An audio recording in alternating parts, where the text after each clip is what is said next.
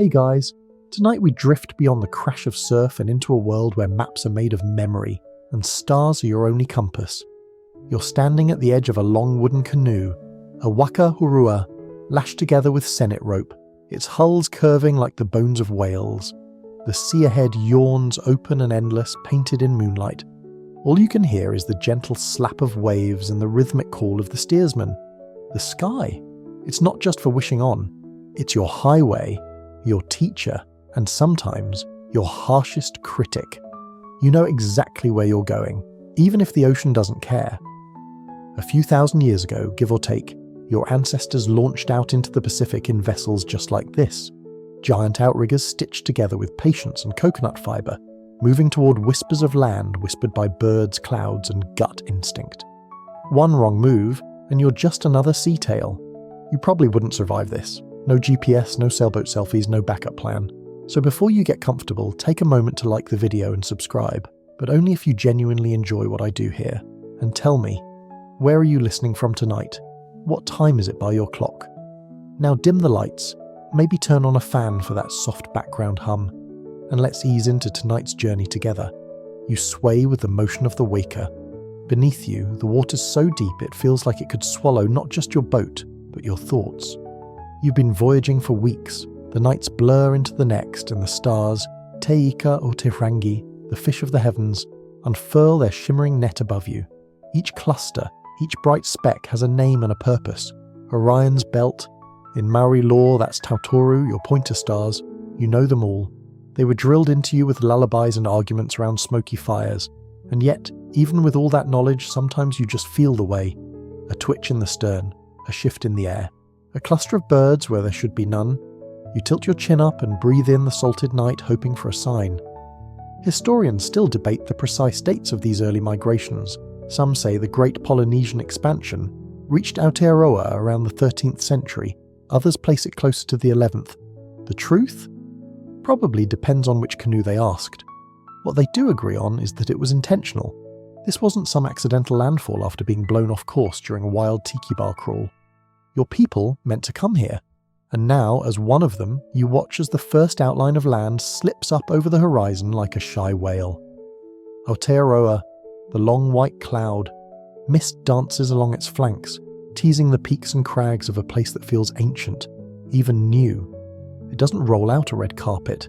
It crouches in wait, shadowed by dense bush, the breath of volcanoes, and long, lonely fjords. Your waka's prow creaks as it cuts into the current. The paddlers have gone silent now, either exhausted or reverent. You keep your hands on the lashings, feeling the tension in the wood. It feels alive. The waka knows the way, or at least it's pretending. Behind you, bundles of taro and kumara sway with the motion. One of the bundles starts rustling suspiciously, probably just the dog, but possibly a chicken with a death wish. You'll deal with it later. Ahead, seabirds spiral up in lazy loops. Always a good sign. You sniff. The air smells greener here, thicker. You can almost taste the ferns. Your ancestors weren't just navigating stars, they were navigating time. Each journey was a tether between worlds, the remembered homeland and the imagined future. And you're somewhere in between, gripping a paddle in one hand and a carved amulet in the other. It's said that every navigator carried the ocean in their mind. You don't need maps when you carry the rhythm of the sea in your chest. The swell speaks and you answer without words. You adjust course by a finger width on the horizon, measuring it against Tupunga, the anchor star, your eternal checkpoint. That tiny tilt might mean the difference between landfall and a quiet vanishing act. A quirky tidbit.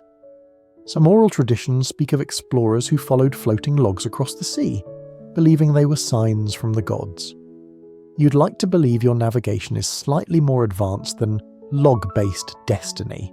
But hey, everyone needs a weird superstition or two when they're drifting across 1,000 miles of ocean in a glorified canoe.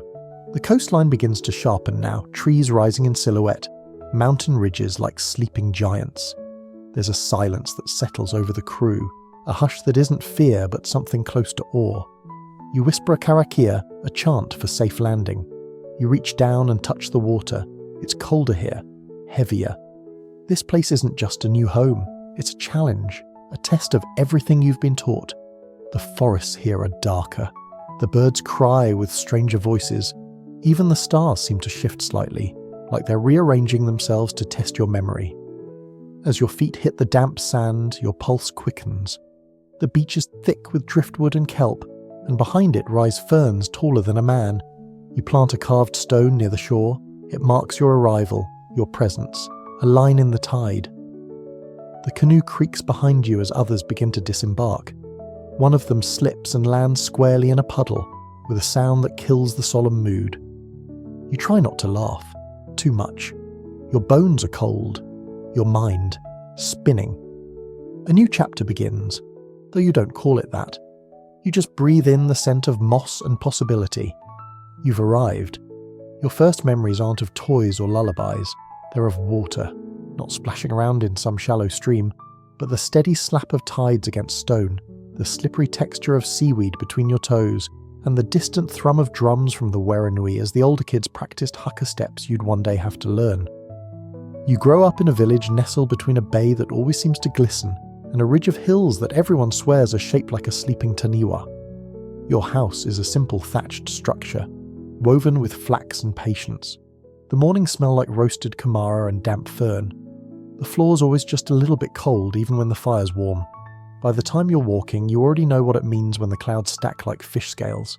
That means don't go fishing unless you're into getting dunked. You've seen your father reading the waves like a book, tracing patterns not with his eyes, but with his gut. It's not just the stars that guide you, he tells you one night as you watch the moon swell. It's everything. The sea talks. Your job is to shut up and listen. And listen you do. You learn the difference between the lapping whisper of an incoming tide and the gulping churn of one pulling away. You know that when the sand crabs vanish, something's coming, usually something big. Your hands are constantly salty, your feet stained with mud. You build little model waka in tide pools and let them drift until they flip or sink or get claimed by an ambitious crab. One day, while you're poking around the rocks near the point, you stumble upon a strange spiral carved into stone. Clearly old, with moss feathering the grooves, you run your fingers along it. It doesn't match any of the carvings in the village. When you show it to your grandmother, she nods slowly and says, "That's for the Star Watchers. It shows where Tawanau Marama, the celestial family, sets in winter." You don't really understand what that means, but it stays with you, like a splinter in your thoughts. Everyone in the village has a role. Some grow food, some carve, some fish, some fight. And then there are the Tuhunga, specialists. Among them, the most mysterious is the Tuhunga Kokorangi, the master of the stars. He walks with a carved staff and always seems to know when it will rain, when a bird will land, when a stranger is coming. Kids whisper that he never blinks, which, frankly, is terrifying. You find yourself watching him more often than you admit. One day, as you're crouched near the fire pit listening to the grown-ups bicker about eel traps, he turns his head suddenly and looks right at you. Not just a glance, a knowing look. You immediately try to look busy with a stick and some very unconvincing dirt sculpting. Later that week, he calls you forward during a night gathering, just says your name and points to the sky. "Tell me which star will move first," he says. You panic. You've looked at the sky every night of your life, but now it's just a chaotic mess of light. Your mouth moves before your brain catches up. You name Rahua, the red one near the zenith. He nods, says nothing more and goes back to his seat. But the next day, your chores change. You're not gutting fish anymore. Now you're fetching driftwood for the Tuhunga. Then you're learning chants. Then the names of stars, one by one, each attached to a story more bonkers than the last. One of your favourites? The time Maui tried to slow down the sun. Supposedly it used to zip across the sky like a toddler on too much sugar. But Maui, clever and mildly unhinged as always, lassoed the sun with flax ropes and gave it such a thrashing that it still limps slowly across the sky today. That's why days are longer. Totally believable, obviously. By the time you're old enough to keep your eyes open through the whole night, you've begun learning about star lines, those invisible highways in the sky that point to islands, reefs, storms, and even rival clans. Some nights, the Tuhunga wakes you just before moonrise and says, "Tonight you listen with your skin." You think he's being dramatic until you do it. You lie on your back on woven mats while he chants, and slowly you realise the sky isn't silent, it pulses, it whispers. The stars move like dancers with secret choreography, and you're just starting to learn the steps. Historians still argue whether this kind of navigation was more science or magic. You know the answer is yes, it's both, and neither. It's faith and precision, passed down in chants and finger waves, in long silences and short tempers.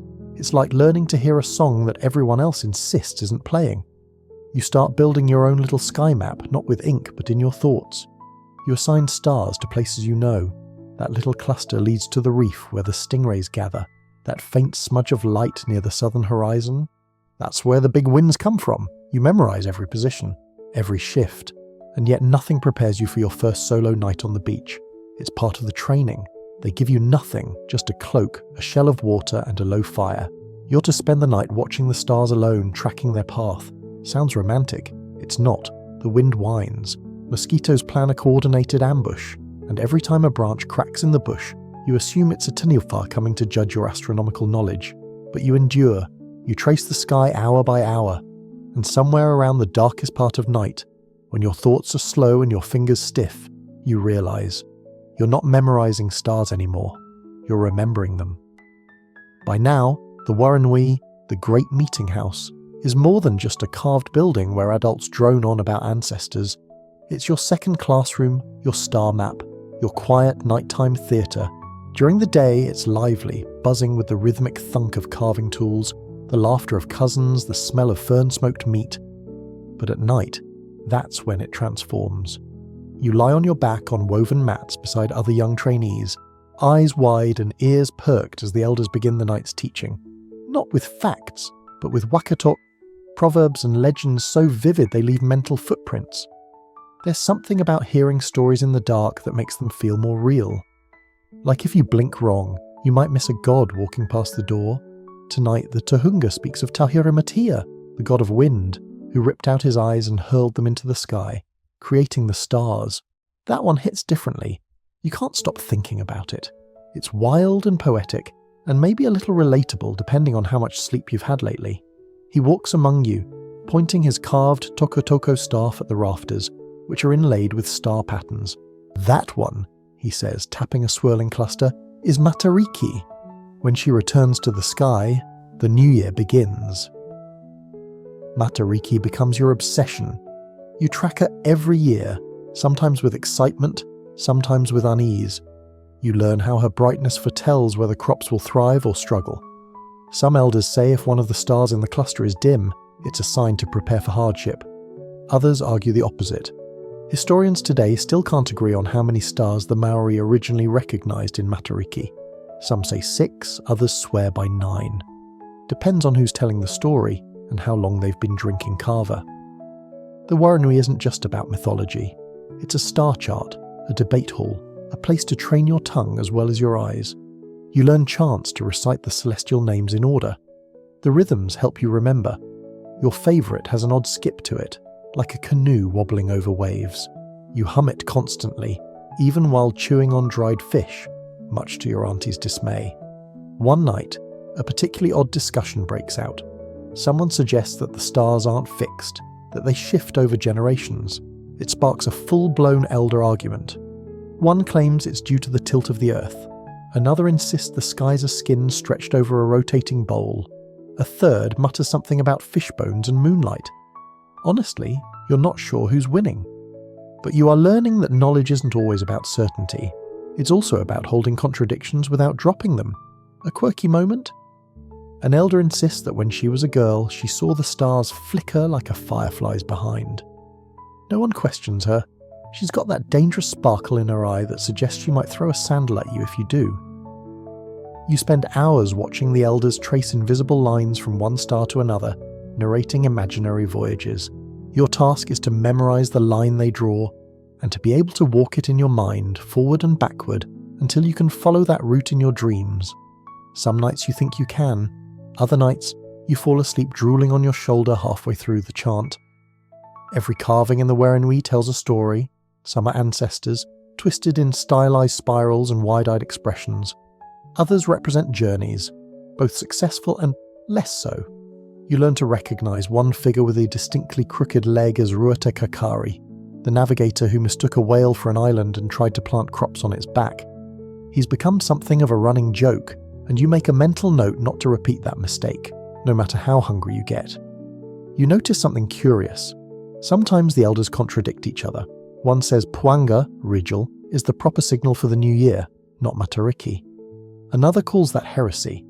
You're left wondering who's right. The Tohunga just smirks and says, learn both. The sea doesn't care who wins an argument. That sticks with you. Sometimes, after the stories, you're allowed to ask questions. You keep a small shell under your mat. If you think of something worth asking, you grip it tightly and wait. One night, you finally speak. What happens if the stars disappear? Silence. The Tohunga answers slowly. They always come back. But if they don't, then you become one of them. Comforting. Sort of. You wake some mornings with patterns from the woven ceiling etched into your dreams. Stars rearranged in new formations. You sketch them with charcoal on driftwood, unsure if they're real constellations or dream fragments. The Tohunga says nothing when he sees them, just nods and adds a new log to the fire. The seasons roll forward. Your nights become longer and your dreams stranger. Sometimes you feel the stars watching you. One evening, while gathering kindling behind the Weranui, you spot a line of bright white mushrooms glowing faintly in the dark. You follow them, half out of curiosity, half out of superstition. They lead you to the base of a carved post where someone's left a small offering. Fish scales arranged in the shape of Matariki. You don't touch it. You just watch, quietly, until the wind scatters it into silver whispers. You're beginning to understand something no one says outright. Navigation isn't about control, it's about trust. In your memory, in your senses, in those tiny pinpricks of light above that will, if you listen closely, guide you home, even when the land is nowhere in sight. Training with the Tohunga Kokorangi starts off mysterious. Whispers and firelight and questions that don't have clear answers. But then it gets hard. Like really hard. You wake before dawn to practice breath control, because a good navigator knows how to slow their heartbeat during storms. You learn how to sit still for hours, watching a single star as it arcs from horizon to horizon, resisting the urge to scratch that one itchy spot that only appears when you're trying to focus. The Tohunga doesn't let you write anything down. No carvings, no marks, no notes in the sand. Your mind is the canoe, he says, and the stars, your paddles. You think that sounds poetic. Until the third week of memorizing entire star sequences while standing waist-deep in freezing surf. Still, there's something thrilling about it. The moment when you can glance at the sky and know that Tautaru is tilted, which means you've got maybe 5 more hours before the wind shifts. Or how Wakahu Kerakera disappears just before daybreak, reminding you that the moon's about to go sulk in the underworld. But the real test comes during a full moon night. You're summoned to the ridge above the village, Te Pukapukrahiri, where the wind always has something rude to say about your clothing choices. There, with nothing but a carved staff and the stars above, the Tohunga commands you to name every visible constellation and their traditional meanings. You panic for a moment, but then it starts to flow. You point to the crooked M of Te Waka or Tamarereti, the canoe of the sky. Then to the shining eye of Takirua, Sirius, associated with the biting winter. You describe how Atahi rises alone, like the shy child of the heavens. The Tohunga just listens, and when you finish, he gives you a nod that feels heavier than a gold medal. That night you dream of stars aligning into a spiral pattern. In the center is a single eye, wide and knowing. You wake up sweating. You keep the dream to yourself. Historians still argue about the extent of formal training among Maori navigators. Some claim it was strictly oral tradition. Others suggest a secret guild-like structure with strict hierarchies. What you know is that learning navigation isn't about ceremony. It's about repetition, rhythm, and trusting the people who've stared at the same sky for centuries. One day, the Tohunga brings out a mysterious object wrapped in dogskin. It's a curved board with notches carved along the edge and seashells fixed in precise lines. This, he says, was brought from Hawaii. That mythical homeland, the place your ancestors came from before even they had maps. You stare at the device. It looks like a child's toy crossed with a driftwood puzzle. But the Tohunga begins to chant, pointing to each shell in sequence. Each one corresponds to a known island or reef. The pattern makes no sense at first, until you remember how stars don't rise in straight lines. They rise in arcs. Suddenly the curve clicks. You ask, "Can I make one?" He smiles. "You already are, in here." And he taps your head with a feathered stick that smells faintly of fish. Your tasks increase. You're told to spend days out at sea with the fishermen, not for the catch, but to study how the sun reflects on different kinds of water. Calm water, turbulent water, the strange shiver of shallows over reefs. You learn to tell the time by the angle of your own shadow on the outrigger. One morning the sky's clouded over and the Tohunga challenges you to figure out direction, using only wind and wave motion. You close your eyes, feel the way the swell rocks the canoe. Long, slow pulses from the southeast. A storm's passed through recently. You point northwest. He says nothing, just tosses you a cold lump of taro. That's basically high praise. You meet the other apprentices now and then. Some come from distant tribes. One girl has facial markings and chants the star names faster than you can think. Another boy claims he once navigated using a school of dolphins. You don't know whether to be impressed or deeply skeptical, maybe both, and then there are the arguments. A visiting elder insists that your technique for finding Rehor is wrong. "You've tilted your hand wrong," he grumbles. "That way'll send you to the backside of nowhere." Your Tohunga raises one eyebrow. "Then I hope nowhere is where the fish are biting." You realise something vital. Navigation isn't just about getting somewhere. It's about choosing which elders to trust, which stories to remember, and which shortcuts lead to rocks, literally and metaphorically. One evening, you and your teacher sit in silence, chewing dried pee-pee shells and watching the southern sky rotate. He suddenly says, "The stars shift, not just from the boat, but from inside you." You look over, confused. He continues, "When you're angry, the ocean looks sharper. When you're at peace, it sings. What you feel becomes part of the route." You think he's gone off the spiritual deep end. Then you remember that time you were grumpy and forgot to read the cloud shadows right. Maybe he has a point. A quirky tidbit? Some Tohunga believe that each navigator had a guardian constellation, a group of stars that watched over them. Yours apparently is a crooked line of faint dots that your cousins say looks like a half-eaten eel. Very dignified. Over time your eyes get sharper, you notice more. How seabirds fly out farther just before storms. How jellyfish gather in tight clusters near land. How the smell of salt sharpens when whales are nearby. Your senses tune themselves like a flax cord stretched just so. Tense, but ready. And you start to feel it. That humming in your bones, that sense of being part of something both ancient and personal. A rhythm bigger than you. The stars are no longer things you study. They're companions. One night, while paddling back in from a solo test run, you see something astonishing. A ring of dolphins swimming in near-perfect synchrony, circling your waka as if to judge your technique. You half bow, just in case they're divine spies, or maybe just nosy. Either way you pass, you've come far, but there's further to go, and soon the ocean will demand more than practice. It will want a demonstration. You're paddling before sunrise now, every day, rain or shine. You thought the Tohunga's training was intense before? Welcome to the ocean's classroom, where the tide doesn't care if you had breakfast. Your canoe isn't the large, double-hulled waka used for long voyages. This one is smaller, carved from a single tree, light enough to be dragged across sand but steady enough to ride the swells. The kind of boat that shows you exactly how little muscle you have on your third hour of paddling. Today, you're not alone. 3 others are with you, including the kid who swears he once followed a dolphin to safety. You're still not convinced he didn't just fall asleep and drift home. But out here, no one argues much, too busy staying upright and not swallowing seawater. The Tohunga is standing at the bow like he's made of driftwood and nerve. He gestures to the horizon and says, "No stars today. What now?" And then he just sits, like this is a perfectly reasonable pop quiz in the middle of the Tasman Sea. You start to panic. The sky's overcast, the wind's inconsistent, and you've been instructed not to speak unless you're confident, which of course you're not. But then you remember the training, the waves, their rhythm.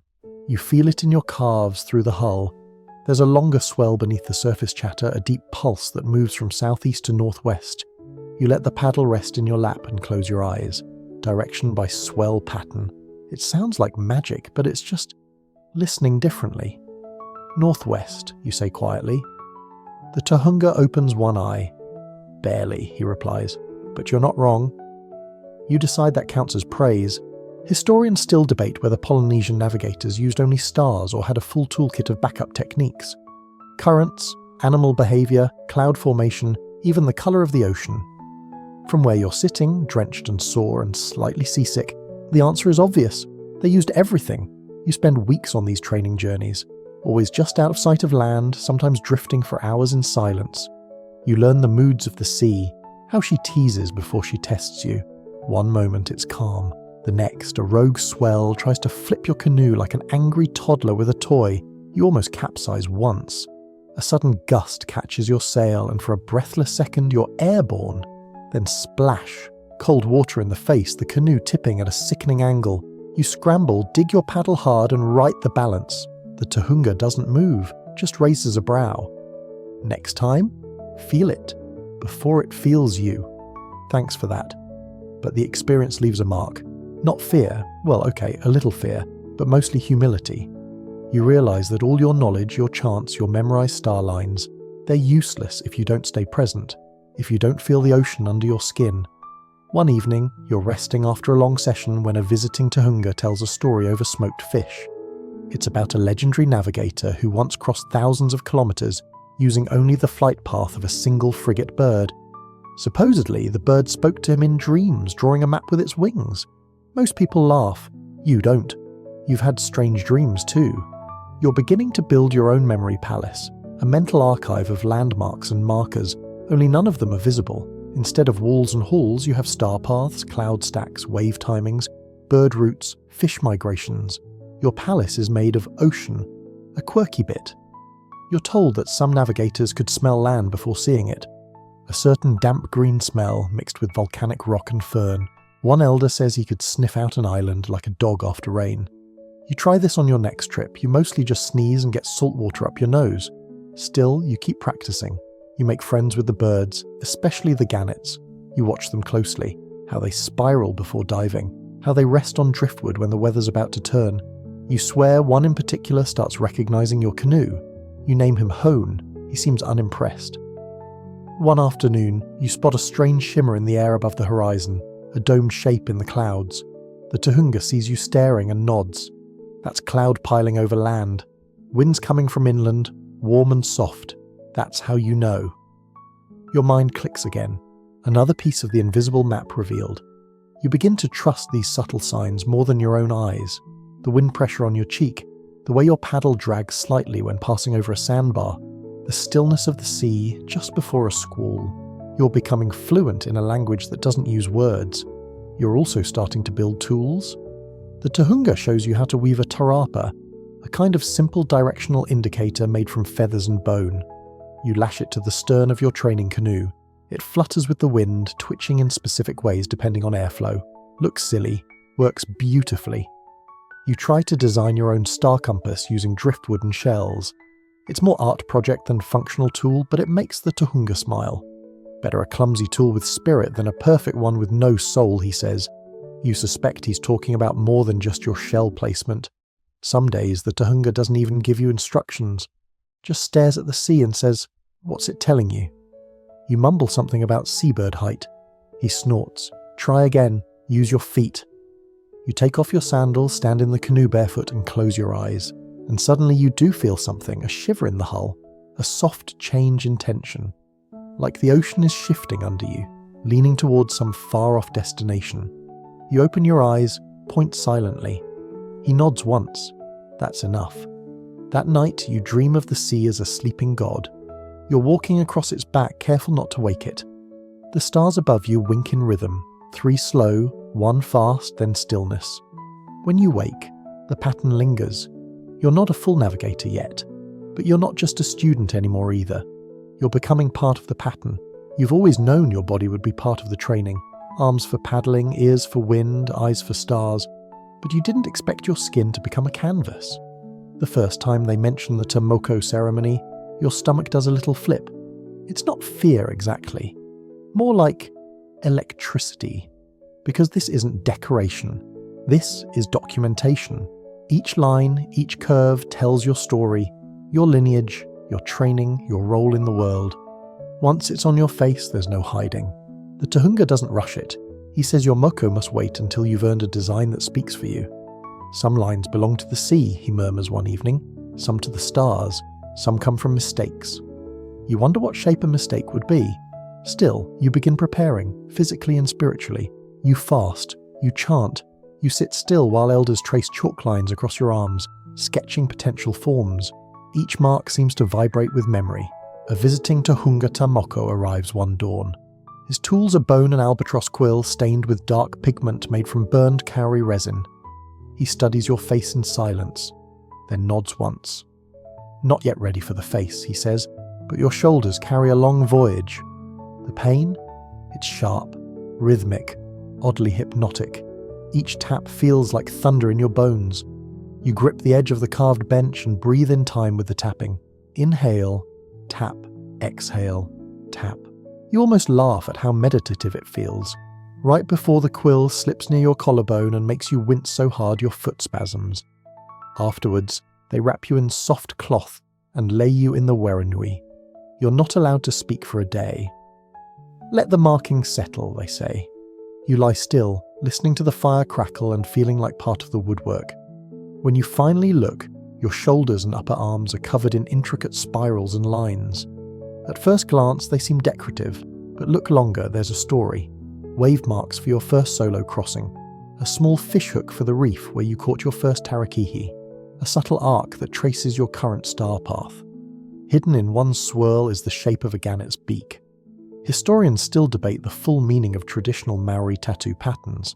Some argue each region had distinct symbols. Others claim designs were personalised entirely. But everyone agrees. The moko isn't just art, it's a map of the soul. You carry it now, etched into your skin like a promise. Not everyone reacts the same. Some kids eye your tattoos with awe. One tries to poke your arm when you're not looking.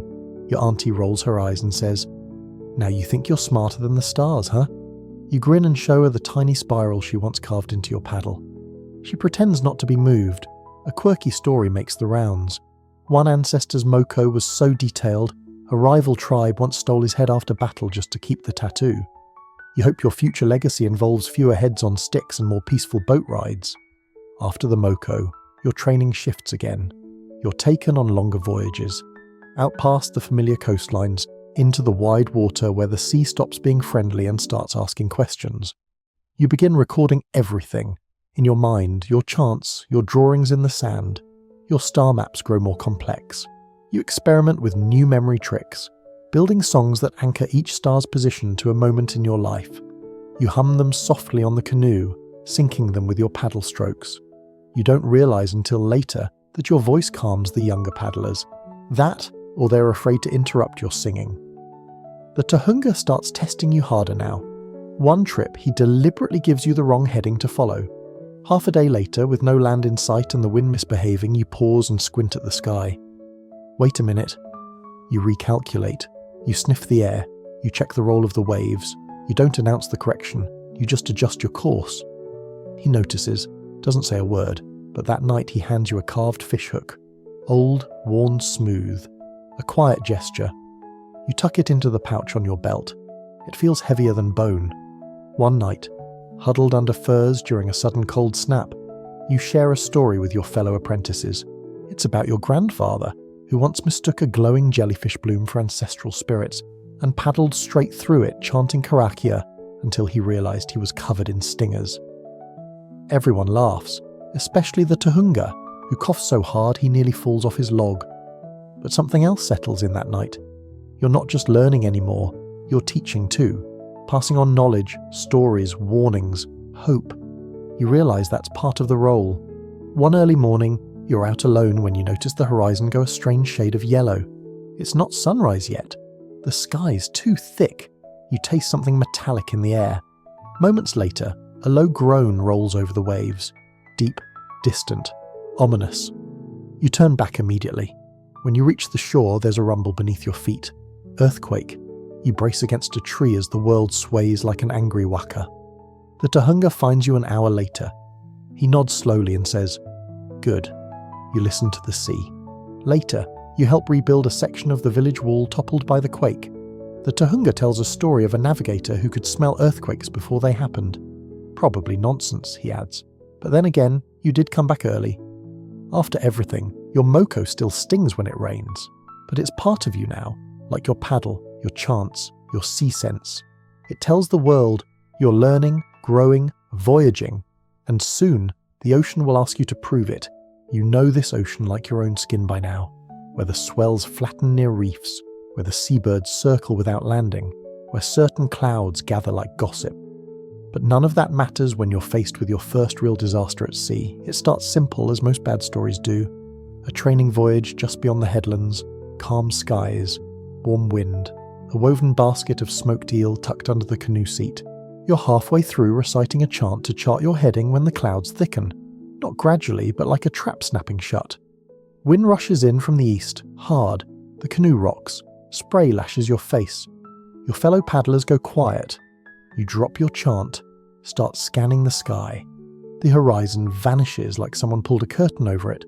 1 second, you're navigating. The next, you're guessing. The Tahunga stands at the stern, eyes half-lidded like he's trying to remember whether he paid the storm bill this month. He doesn't shout, just raises a hand. You know what to do.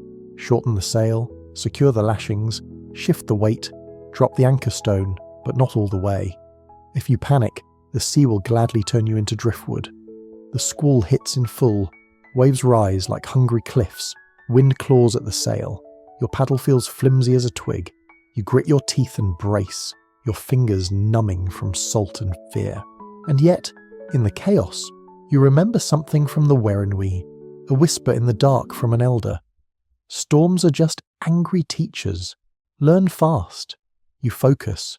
Feel the hull. Feel the wind direction shift. Not steady from the east, but pulsing, erratic.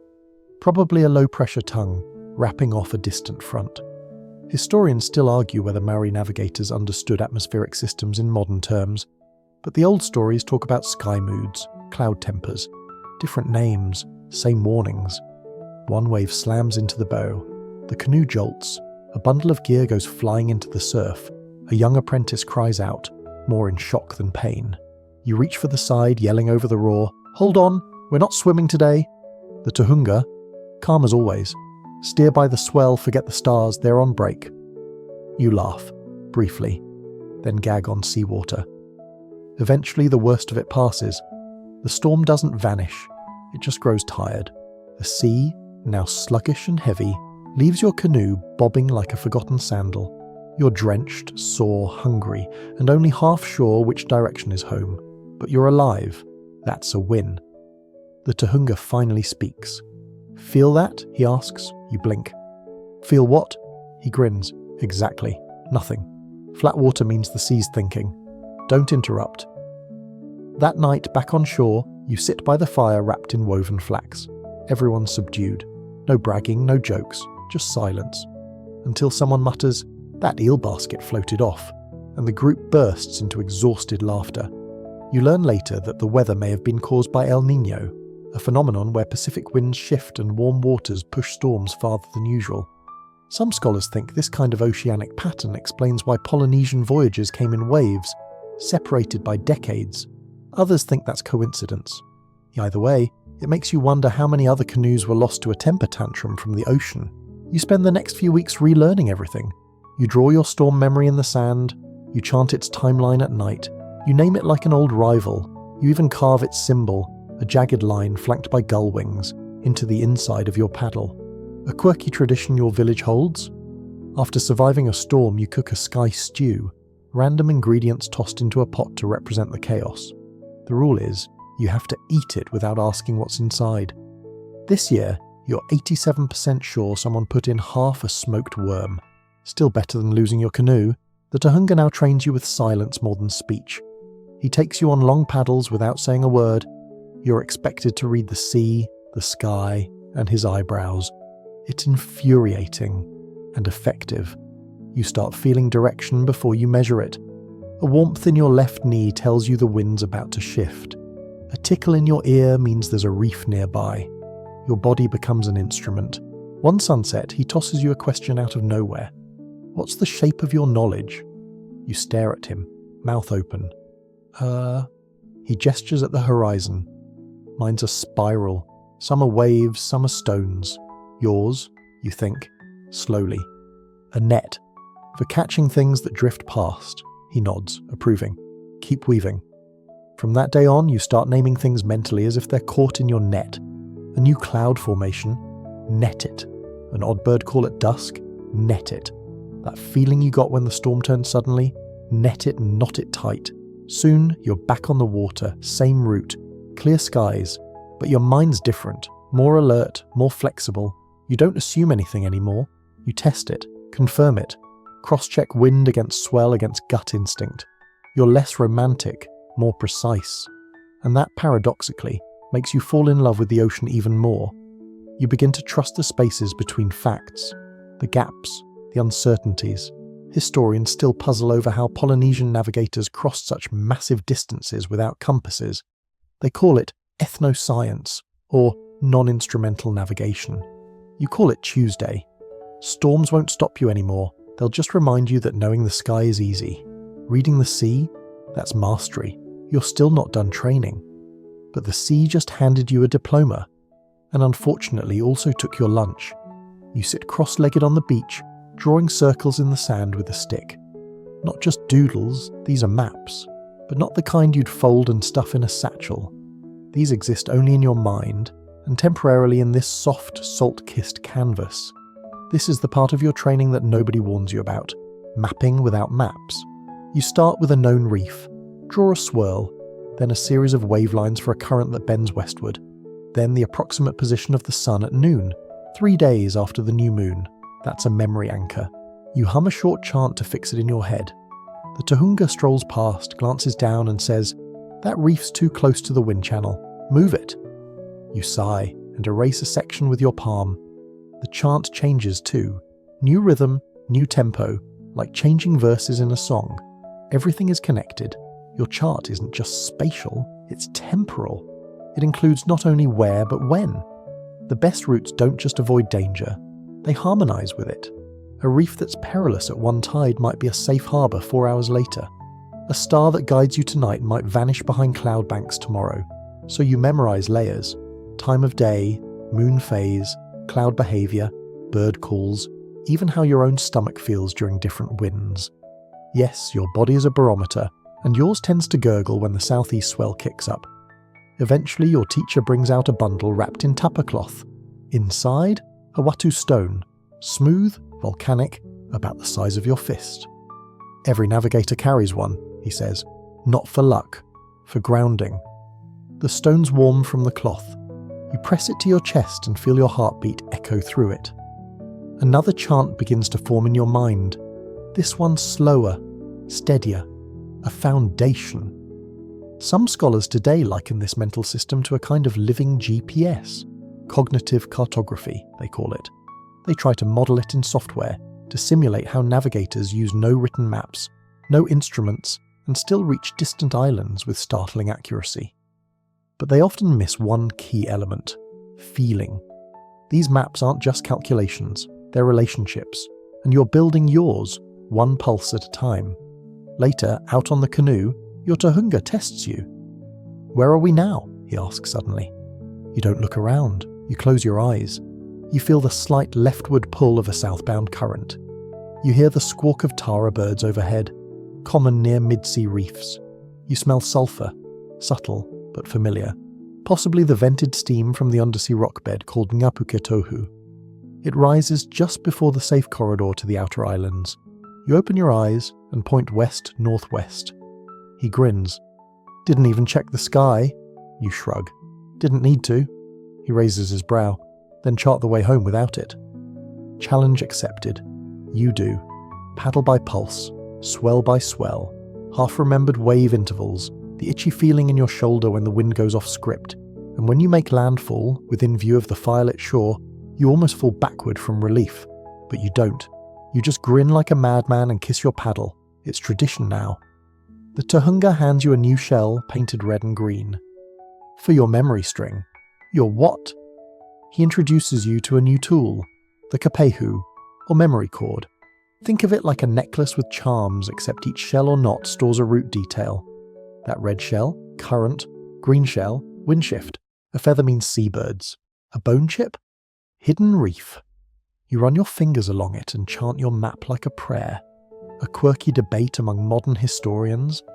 Whether these cords were literal mnemonic devices or symbolic. Some say they were worn only in rituals. Others argue they were functional, field-ready maps you could wear around your neck. You try not to care. Yours works, and that's all that matters. You begin composing entire journeys in song, not just chants to recall landmarks, but full narratives, each verse representing a leg of the trip. One for the calm stretch past the eastern shoals, another for the turn near the bird cliffs, a bridge verse for the tricky bit where the current forks like a snake tongue. The songs are ugly at first. You rhyme cloud with loud. One verse awkwardly ends on fish guts, but they stick, and they get better. Soon your chants flow like water, and other apprentices start humming along. Your charts expand, not on paper, but inside you. When you close your eyes, you see a web of roots stretching across the Pacific. Not rigid lines, but flowing ones, alive and shifting. You now understand. The map isn't a flat drawing, it's a performance, a ritual, a living sung experience. One quiet morning, you draw a large spiral in the sand. At the centre is your village. You begin singing outward, each verse a star, a memory, a turning point. An elder stops to listen. When you finish, she smiles. "You sound like your grandfather," you pause. "I never met him." "You did just now," she says, and walks away. You stare down at your sand spiral. The tide's creeping closer, eager to erase your chart. But that's fine. It's already inside you. There are no drums, no horns, no triumphant declarations. Just you, your paddle, and a silence so thick it feels like the sea is holding its breath. This is the lesson no one talks about. The quiet signals. The Tohunga calls it listening with your bones. It sounds dramatic until you actually do it. You've graduated from the obvious cues. You know how to read stars, clouds, birds, swells. But now, you're learning to track things that don't scream their presence. The hush before a front, the stillness that clings to water before a major weather shift, the slight resistance in the air as you move through fog. It begins with stillness, literally. You're instructed to sit in your canoe for hours, unmoving. No paddling, no singing, just observe. You think it's a test of patience. Turns out it's a test of calibration. After the third hour, your legs are numb, your stomach's grumbling, and you're about to mutiny against the silence when you feel it. A faint vibration, not in the boat, in your body, somewhere between your shoulder blades. A pressure you can't name. You glance to the horizon. A flock of seabirds rises without warning. Minutes later, the wind shifts. The Tohunga smiles. You felt the hinge. You blink. The what? The hinge. That moment when the sea turns the page. You begin collecting these moments. Small, quiet cues. The tremble in the air when warm and cold fronts nuzzle against each other. The way your canoe's shadow stretches or shortens based on unseen mist. Even the buzzing in your ears after long silence. Your teacher says that's your spirit tuning itself. Historians still debate whether Polynesian navigators used physiological responses, goosebumps, inner ear shifts, skin tension, as part of their toolkit. Some call it superstition. Others believe it was honed intuition. You're starting to believe your bones have ears. One day, you're given a task. Find a submerged reef that doesn't break the surface. No markers, no birds, just your instincts. You paddle slowly, feeling for subtle shifts in resistance. After an hour, you think you've passed it. Then, your paddle catches on something. Just barely. A different texture below. You look down. The water darkens and a shimmer of reef fish flashes beneath. Found it, by feel alone. The Tohunga doesn't say a word, just ties a piece of white shell to your belt. A silent badge. There's a myth you keep hearing, that some Tohunga could predict a storm a full day in advance just by the taste of the air. One elder claims her grandfather could taste thunder hours before it struck. A salty, sweet tang at the back of the throat. You joke about it, until one day you taste something metallic on the breeze and a thunderhead rolls in exactly 6 hours later.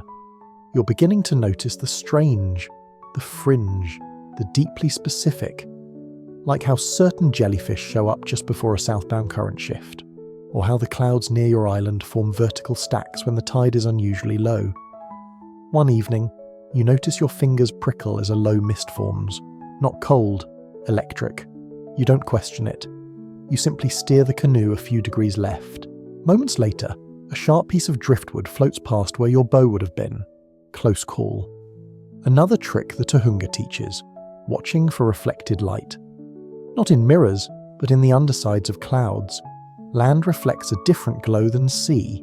If you know what to look for, the clouds themselves become maps. You squint upward often now, like the answers are hidden just behind the fluff. You also start noticing how sound travels over water.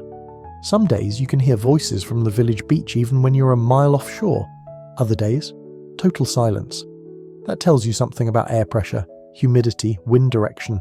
It becomes part of your sensory equation. The Tohunga gives you a carved object to hang around your neck.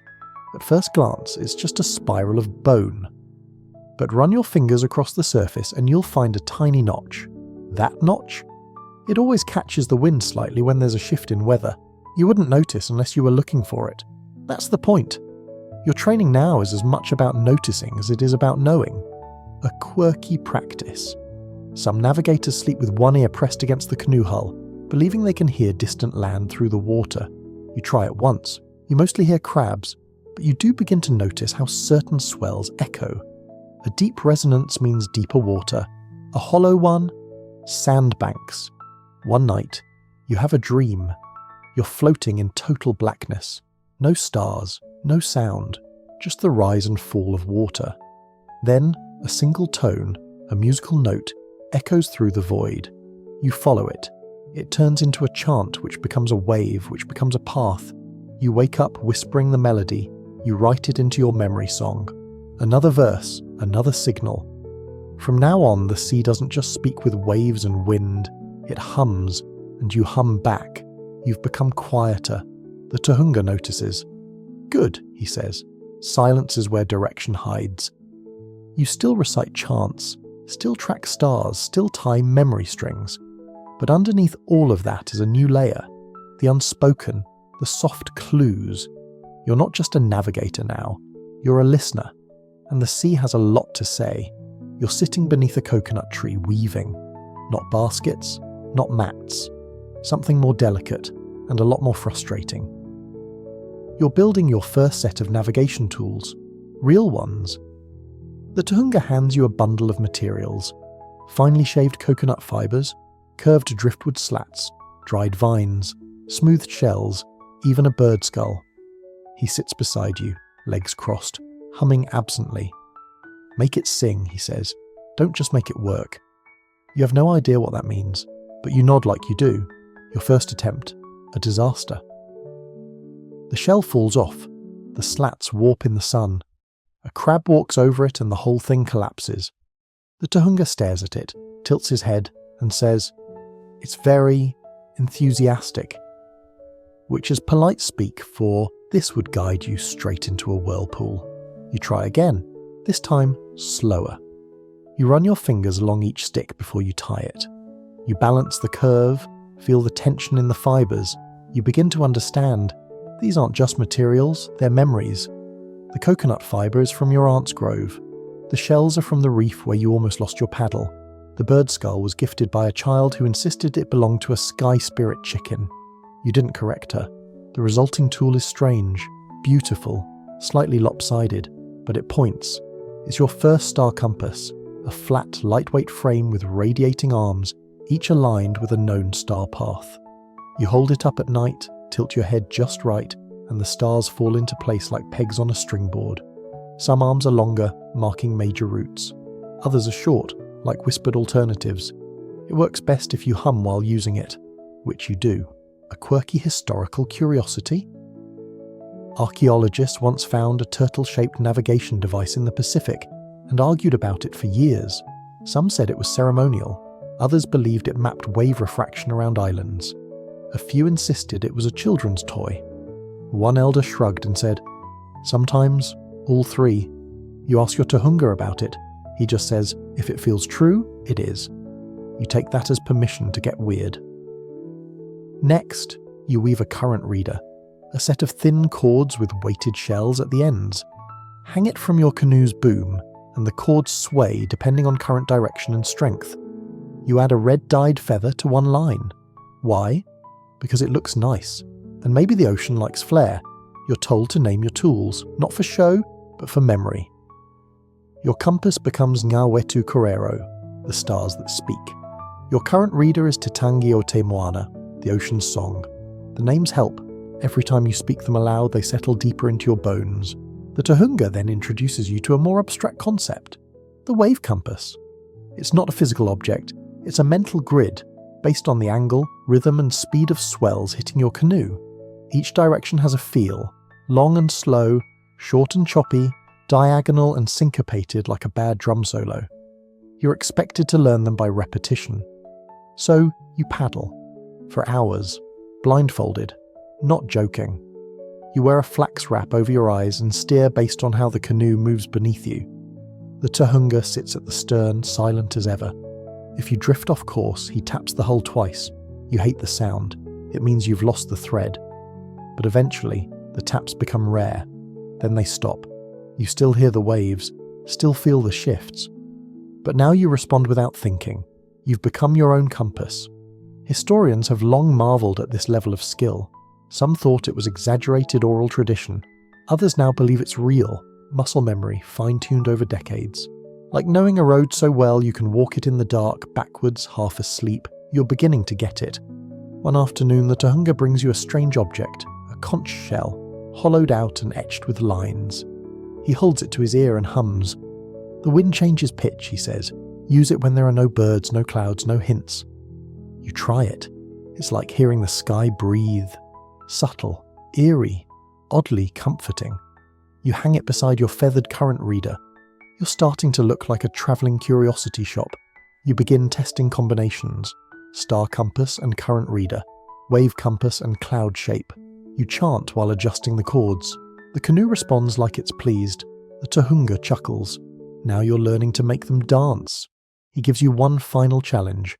Navigate a full-day loop using nothing but your tools. No verbal instructions, no corrections. Just your gut and your creations.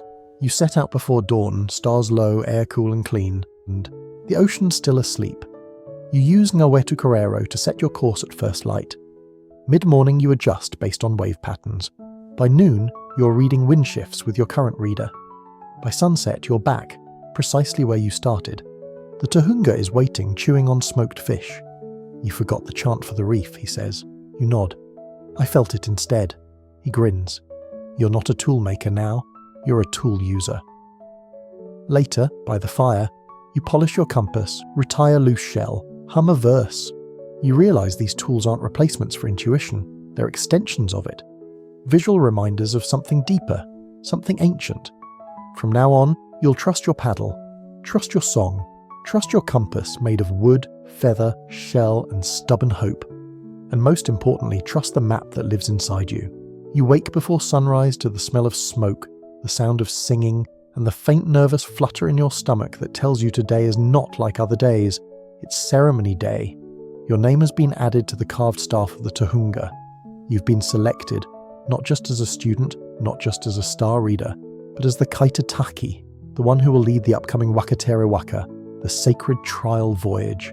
It's part initiation, part test, part festival, part logistical headache involving large wooden boats and a surprising number of feathers. Your canoe has been prepared all week. It rests on the sand like a sleeping whale, its double hull cleaned, painted and strung with offerings.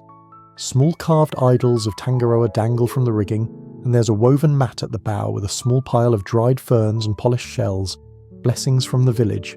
You help prepare the vessel, though you're not allowed to speak. For now, silence is part of the ritual. Only the Tohunga speaks, murmuring chants that seem to bend the air around him. He smears your forehead with ochre. For clarity, he says, then your cheeks. For courage, then your palms. For control. You smell like earth, sea, and charcoal. You feel like you're already halfway into legend. The Tohunga ties a small carved pendant around your neck. A heitiki you recognise from his own belt. A gift, he says simply. Also, it used to belong to someone very stubborn.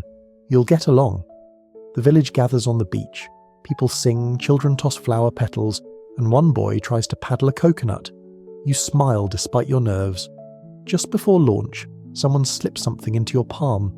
A small pouch, tied with green twine. You glance up. It's her. The shy girl from the North Huts. She doesn't say anything, just nods and disappears into the crowd. You open the pouch later.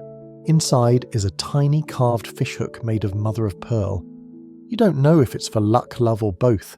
You tuck it into your belt and say nothing. Historians still debate how formal these trial voyages were. Some think they were symbolic, ceremonial. Others insist they were real, high-stakes journeys, both personal and political. All you know is this. If you mess this up, you're swimming home. You step into the waka and take your place. Not at the back like usual, but at the front. The place of direction. The Tohunga chants a karakia, calling to the gods of sea and sky. Then, with a mighty push, your crew launches the canoe into the surf. The moment the hull lifts off the sand, something changes inside you. You're not just going on a journey, you are the journey now. The wind is light, the stars just beginning to fade in the pre-dawn wash of sky. You steer using your star compass at first, then your internal map. Your chant is steady, guiding the paddler's rhythm. Left, right, pull, breathe, repeat. You pass the headlands where the water grows deeper and the swell rises with purpose. The crew looks to you often, waiting for the next cue. You give it, softly, confidently. By midday, you're out of sight of land. Only ocean and sky now. You check the current reader. It flutters in a subtle arc. Good. The swell shifts. Time to adjust course 2 finger widths to the left.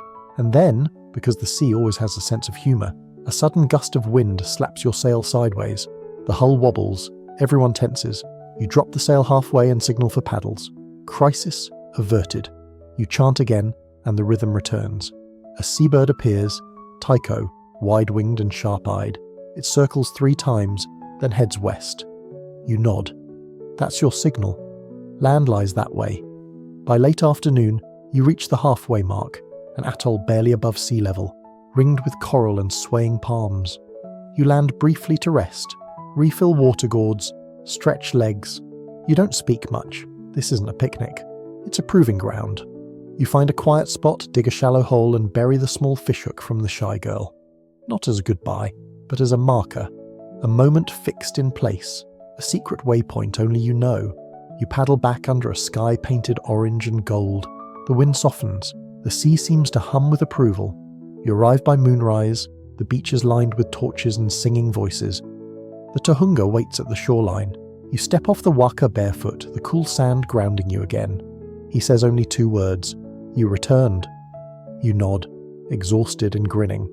A quirky ritual follows. Your village's version of debriefing. You lie on your back in the meeting house while elders ask questions. Not about navigation, but feelings.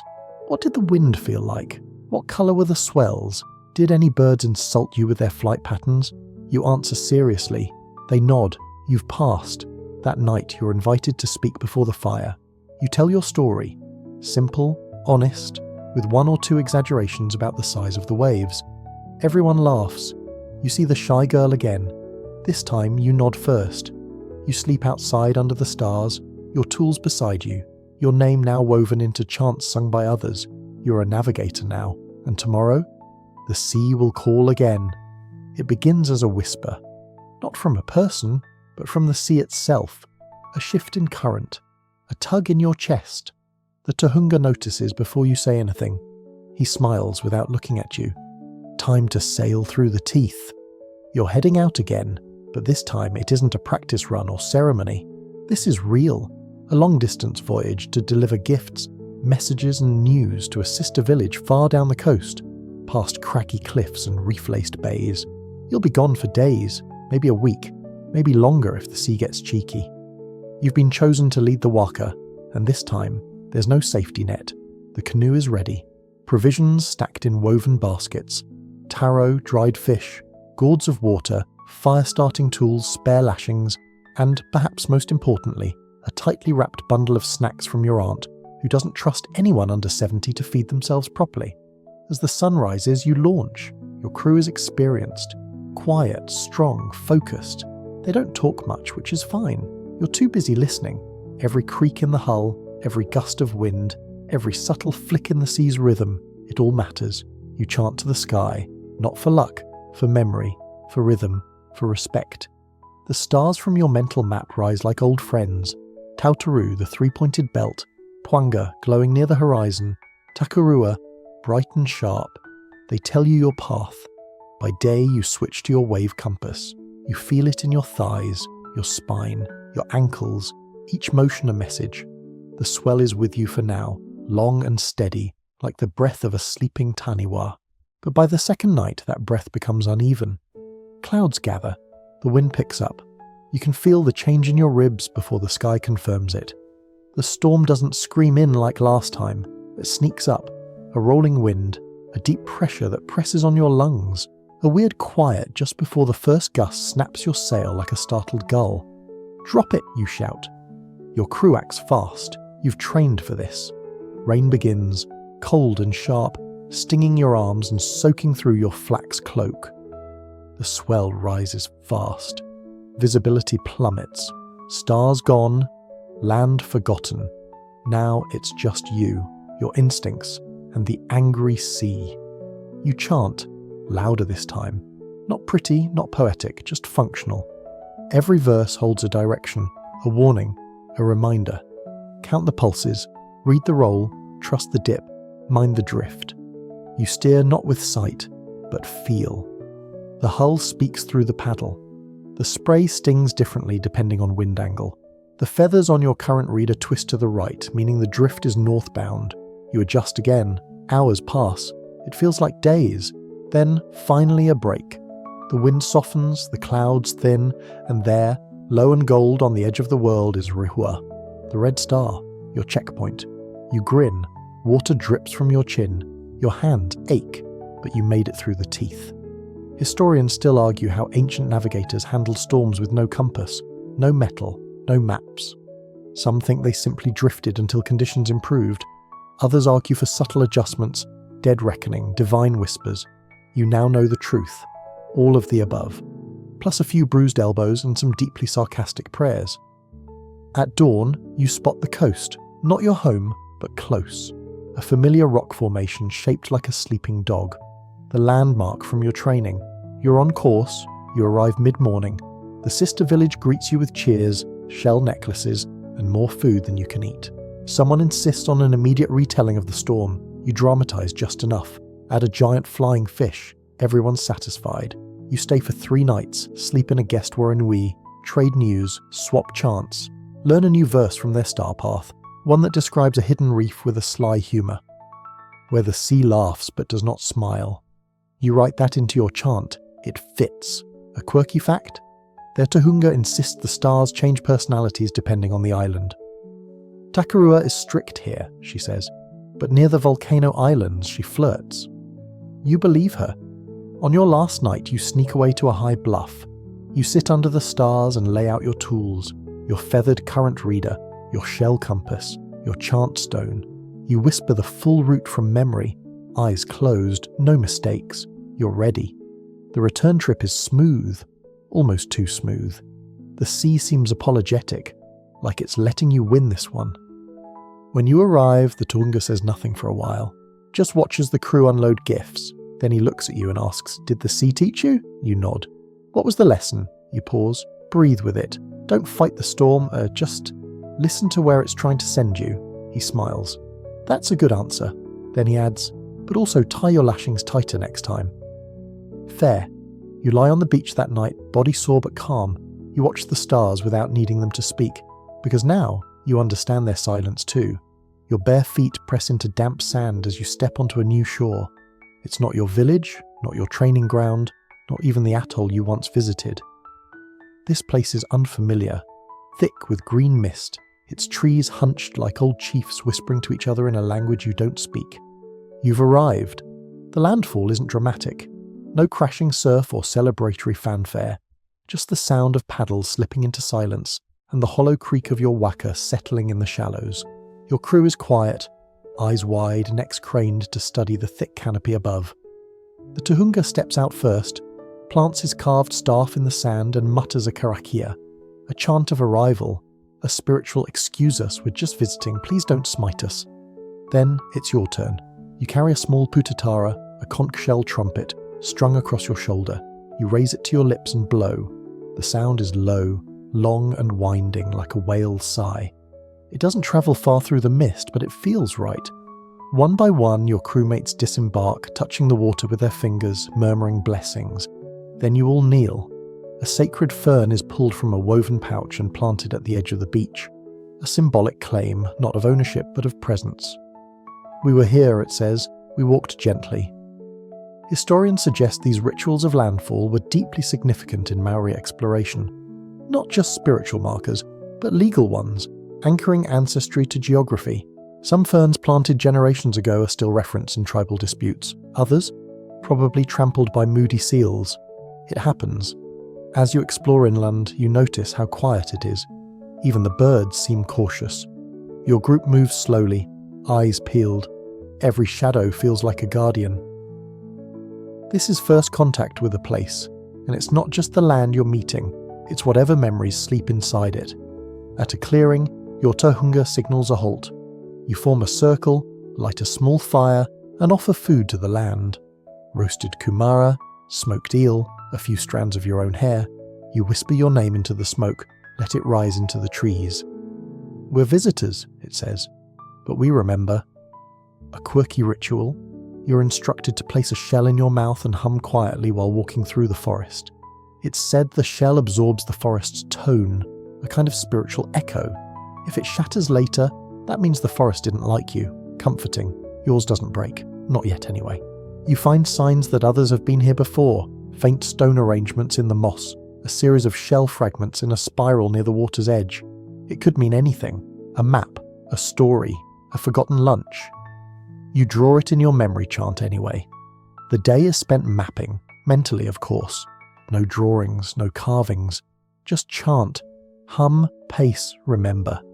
You log each tree by its lean, each hill by its scent, each clearing by the way the wind moves through it. Your tohunga tells you the names of new stars to use in this region, because the angles have shifted. The night sky's a little off from what you're used to. You don't panic. You adapt. Your mental map stretches to accommodate. Later, as you sit by the fire, someone plays a soft tune on a kawawau, a bone flute. The sound floats into the trees light as steam, a way of introducing yourselves to whatever spirit listens. You watch the smoke curl upward and think about how many songs are still waiting to be discovered. You think back to your earliest training nights, lying flat on mats in the Warrenwe, watching rafters shaped like stars. Back then you could barely name 3 constellations. Now you compose with them, navigate with them, argue with them even. Ponga especially has opinions. This land doesn't feel hostile, just watchful. Like a sleeping giant that's not sure whether to welcome you or sneeze you into the sea. You treat it with respect. You move softly. You leave offerings at every bend in the trail. A feather, a chant, a folded fern. At dawn you return to the waka. The tide is low and your footprints have already faded from the sand. You board in silence. Before you leave, you look back once. The forest edge is empty, but something inside you whispers that it's still watching. The tohunga hands you a small stone, smooth, round. From the shore, he says, so you remember how it felt. You nod. You do remember. Not the shapes or distances, but the presence. Landfall isn't about reaching a destination. It's about becoming part of it, however briefly. You didn't conquer this place. You didn't even really visit it. You greeted it. And now, as your waka turns and the sail catches wind, the land fades behind you, but it travels with you anyway. Back home, the fire crackles, the mats are warm. Your limbs ache in that satisfying way that says, you did something worth remembering. The voyage is over, but the story, that's just beginning. You sit cross-legged in the Warrenwe, a woven cloak around your shoulders, a bowl of steaming kumara soup in your hands. Elders and children cluster around. Someone has a bone flute. Someone else is already humming an accompaniment. And all eyes are on you. You're expected to speak. Not formally, not like a lecture, but in story. This is the tradition. Returning navigators must recount their journey, not just for the prestige, but so the voyage becomes part of communal memory. You're not just telling your story, you're adding another verse to the collective chant of your people. You take a breath and begin. You start with the launch, the sky painted coral at dawn, the tide tugging at your waka like a child pulling your sleeve. You describe the early rhythm, the perfect swell, how Totoro gave you confidence and the gannets ignored you like you weren't even trying. You recount the changing wind, the storm, the stars lost and found again. You talk about how the sea teased you, then taught you, and of course you embellish. The swell was slightly taller. The bird that circled your canoe, obviously a sign from your ancestors, the fish you caught near the halfway reef, massive, nearly sank the canoe. A cousin in the corner snorts, but no one interrupts. Then you describe the landfall, the hush of that unknown shore, the spiral shells, the soft mist, the feeling of being watched but not judged, and the return, smooth, like the sea was nudging you along for good behaviour. The room listens, no one blinks, even the fire seems to lean in, and when you finish, there's a beat of silence, then laughter, then cheers, then a few older folks pretending they're not crying. Someone offers you a carved cup of coconut water and you toast the night. You're not just a student anymore, you're a storyteller, a memory bearer. Later, you're pulled aside by an elder with eyes like moonlit stones.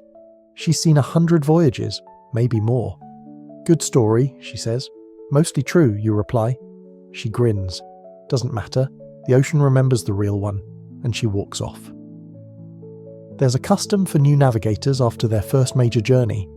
You're invited to carve a tokotoko, a ceremonial staff. It's not just for walking, it's a record. Each carving along its length tells a piece of your path. You begin yours that night, slowly, thoughtfully. First, a wave spiral, your beginning. Then, a reef pattern, your challenge. A stylized fern for your landfall. And at the top, a bird's wing with a small circle, your guiding star, rehua. You're told to carry it when you speak. Not for show, but so your story has something to lean on. And you're not the only one carving. Children begin carving their own mini-staffs, mimicking yours. One girl asks what the symbol near the base means. You say it's a swirl for the spot where your paddle slipped. She nods solemnly, then adds 3 swirls to hers. My paddle slips a lot, she says. That night, you join the elders by the fire. No formal invitation. You just sit down. No one tells you to leave. They talk about old voyages, places now buried by tide, stars that burned brighter long ago. They argue about whether Pwanga or Matariki is the real herald of the new year. You wisely keep your mouth shut. One mentions a giant eel that once attacked a waka. Another insists it was a tree pretending to be an eel. A third elder leans in and says, maybe the eel was just lonely. You realise something. It doesn't matter whether these stories are true. They mean something. They anchor memory. They teach, tease, and tie people together. You begin telling your own side stories now. Small ones. A bird that followed you for hours. The dream you had about the ocean humming in your sleep. The time you mistook a floating log for a sea spirit and nearly apologised to it. Everyone laughs. Especially the Tahunga, who wheezes so hard he drops his soup. Later, you lie on your back under the stars. You recite your chant. Not loud, just enough for the sky to hear. You name each star, trace each wave path. You hum the verses in your chest. Then you add something new, a fresh verse, a gentle rhythm for the atoll's mist. A high note for the moment Rohua reappeared. You're adding to the song. Historians still wonder how oral traditions stayed so accurate over centuries, how chants remembered reefs, birds, and drift patterns with such precision. You know the answer, because you live them, because every story you tell, every note you sing, is a map. You're not just navigating the ocean anymore, you're navigating memory. And the village? They'll carry your chant long after your feet have left the sand. The village is changing, and your name is starting to travel further than your feet can. People from other coasts arrive bearing greetings, smoked fish, and questions. Lots of questions. They want to know where you learned your chant for Takarua, how you mapped the reef near the moon-shadowed bay, whether your starnet method can help them reach an elusive island they've only heard in dreams and rumours. It's flattering, a little overwhelming, and, increasingly, political. Because the stars aren't just guides, they're borders. Your fame as a navigator has dragged you into what you've always dreaded. Celestial politics. And it starts innocently enough. One afternoon, during a feast hosted by a neighbouring chief, a visiting Tohunga, older, flint-eyed, with a moko that seems to glare even when he smiles, approaches you. "We've heard your chant for Tutoru ends at the third verse," he says, voice low. "But our lineage teaches that it extends into a fourth, marking the crossing to Rangyuru." You blink. "I've never heard that verse." He smiles, cool and sharp. "No? Strange. That would place your claimed route across our water lines. The implication lands like a rock in your gourd. See, navigators don't just move through the sea, they name it. And those names, those verses, those chants, are the equivalent of drawing lines in the sand, invisible maps made of sound and memory. If your version of the chant claims a route too far, too boldly, too differently from another tribe's, you're not just challenging the stars, you're challenging people. And people? They remember. Your Tohunga is not surprised. "It happens," he says, shrugging. "When your paddle makes enough noise, someone always thinks you're stirring the wrong water." He tells you a story. Centuries ago, two navigation lines met at a disputed bay. One Tohunga swore it belonged to his ancestral canoe. Another claimed it was marked in his star chant. They settled it the traditional way, a test voyage. Each navigator took a different route under the same sky. The one who arrived first claimed the right. The loser? He supposedly joined the winner's crew, or maybe turned into a seabird. Depends on who you ask. Historians still argue whether these kinds of celestial disputes were real or ritualized. Were they territorial battles masked in poetry? Or was it simply how different navigators interpreted the same sky? Probably both. Definitely poetic, occasionally dramatic. You start noticing the tensions more. During gatherings, Tohunga avoid speaking over each other's chants. People clear their throats, side-eye each other, pretend not to be comparing verses. The stars might be fixed, but people's versions of them? Not so much. You're invited to perform your full voyage chant at a regional gathering. It's an honour. But your Tohunga leans in and mutters, "Careful with verse 3. That's the one everyone argues over, the stretch of water between Te Ara Moana and Ngatuka Wetu. Your version places a reef just south of where another clan insists it doesn't exist. You consider trimming it, polishing it, making it diplomatic. But when the conch sounds and the firelight casts long shadows, you decide to sing it as you remember it, not with pride, but with precision. Your voice carries.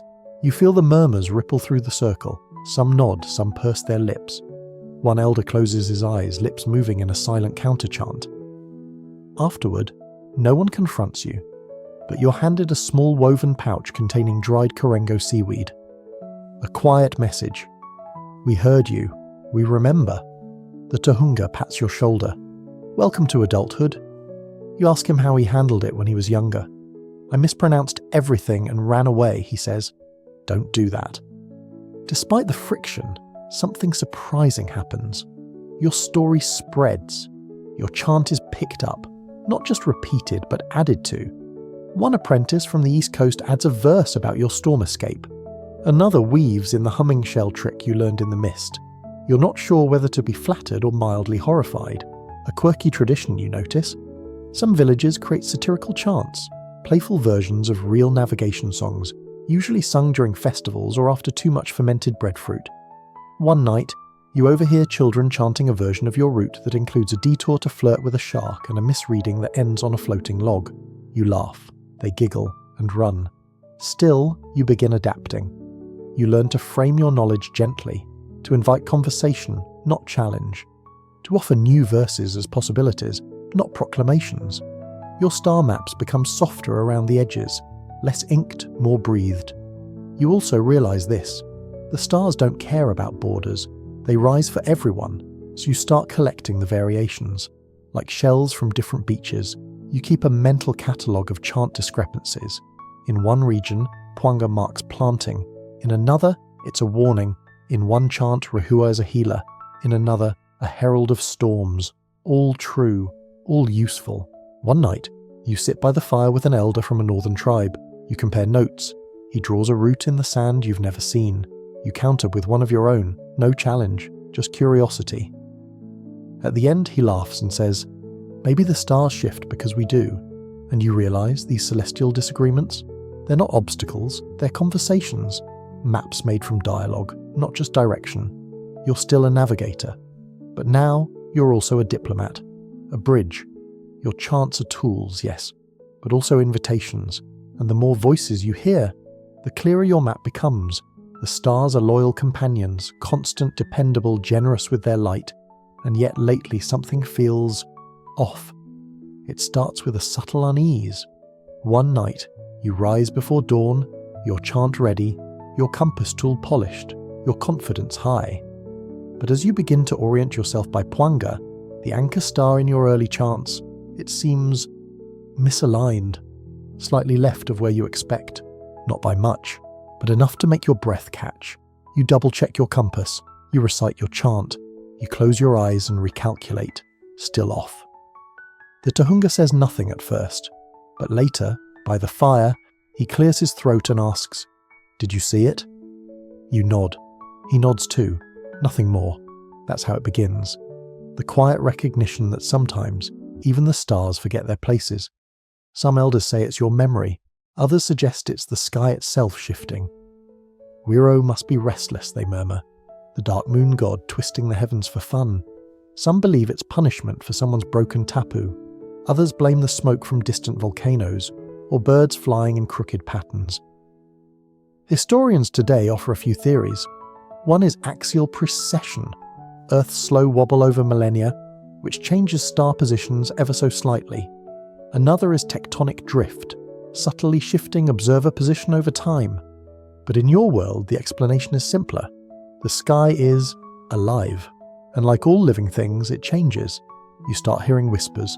Some Tohunga claim the chants are outdated, others accuse younger navigators of arrogance. You rely too much on rhythm, not enough on instinct. One elder openly criticizes your verse, saying your alignment of Autai contradicts 3 generations of northern teachings. You want to argue, you really do. But instead, you listen. Because here's the thing, disagreement isn't failure, it's friction. And friction makes fire. You spend weeks comparing verses, recalibrating chant lengths, matching star rises with tidal shifts. You rewatch the sky like a suspicious cousin at a feast, polite but ready to pounce. One night, under an unusually clear canopy, you conduct your own test. You paddle out alone, just you, your memory map, and a carved stick etched with knot intervals for timing. You recite your chant, mark every stellar rise, check the swell against your predictions, and halfway through you realise your chant is wrong, but not broken, just outdated. The sea has changed, and so must you. You don't erase your old verses, you add to them. A new line to mark the shift in Takurua's rise, a revised rhythm to follow Pwanga's tilt, a deeper pause where once there was certainty. It's not betrayal, it's evolution. The Tohunga listens to your new chant and grins. Good, the stars grow old with us. Still, not everyone is pleased. A rival Tohunga from the western coast visits your village.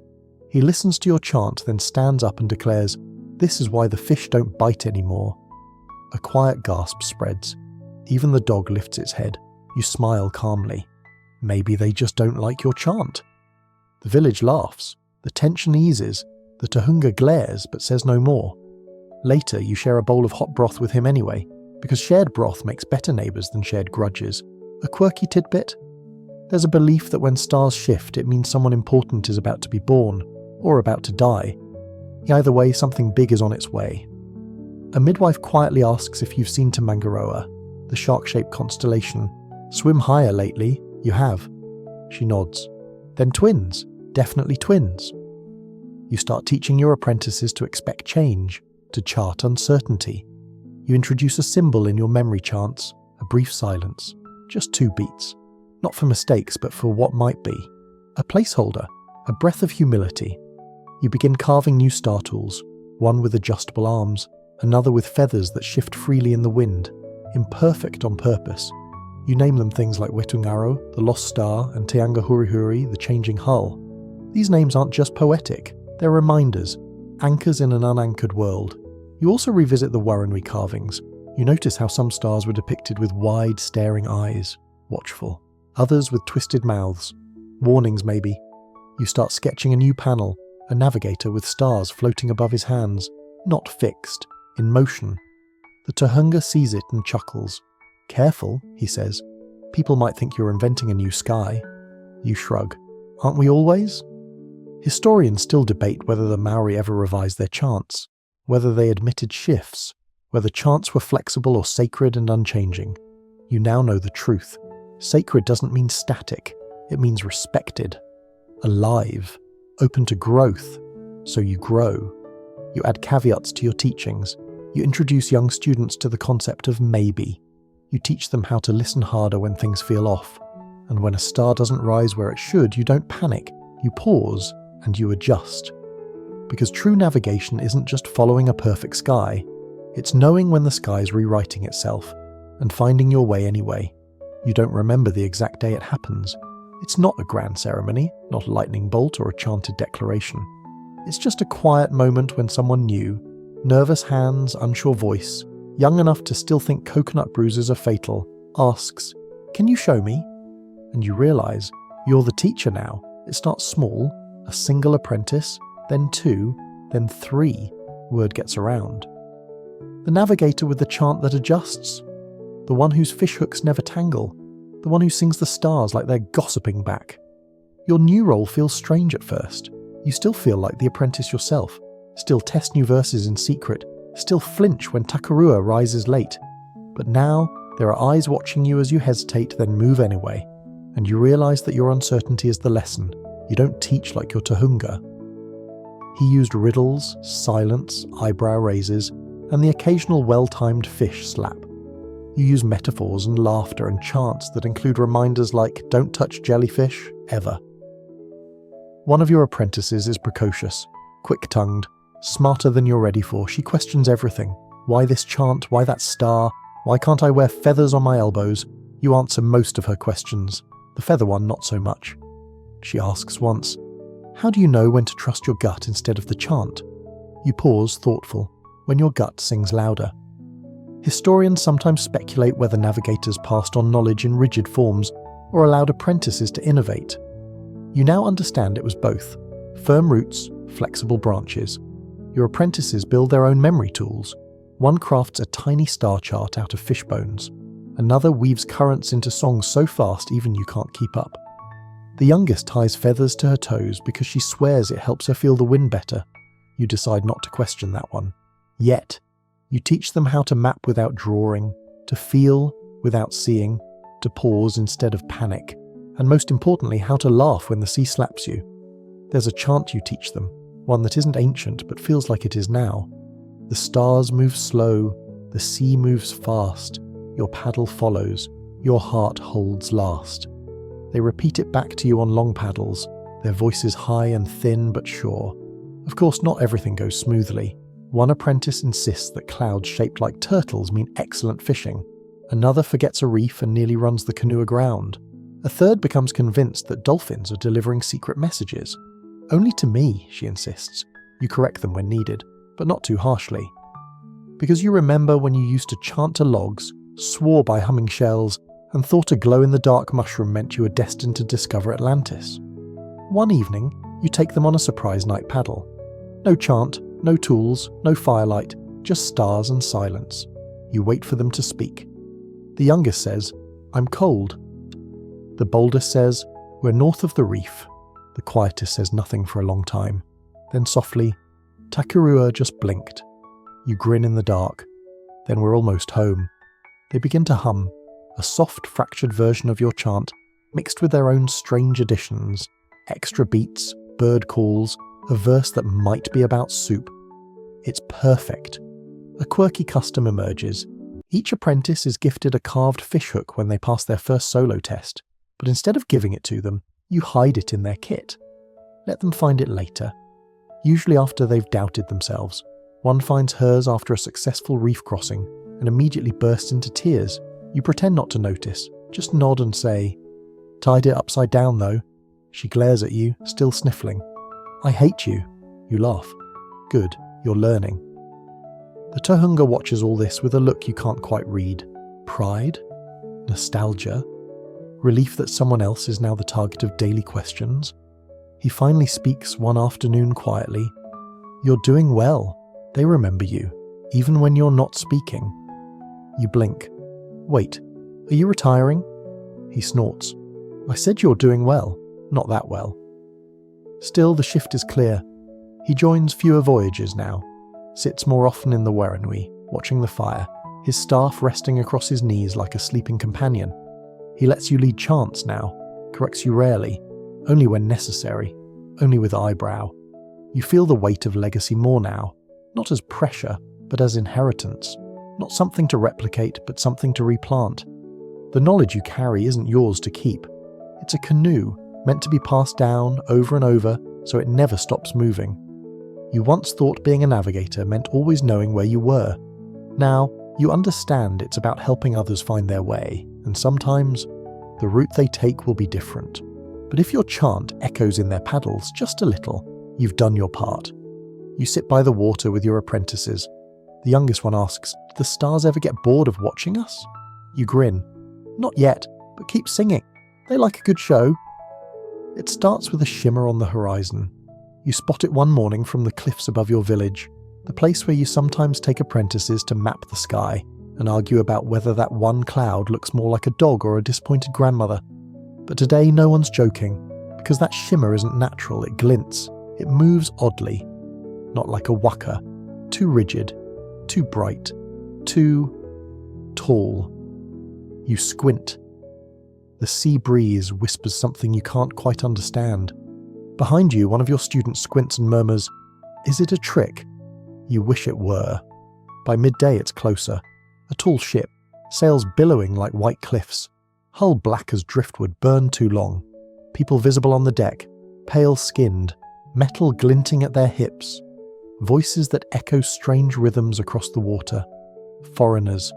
You've heard the stories, travelled across firesides, tucked between chants, murmured by elders who remember the whispers from further north, of ships with wings, men with noise sticks, trade goods, diseases, opportunity, danger.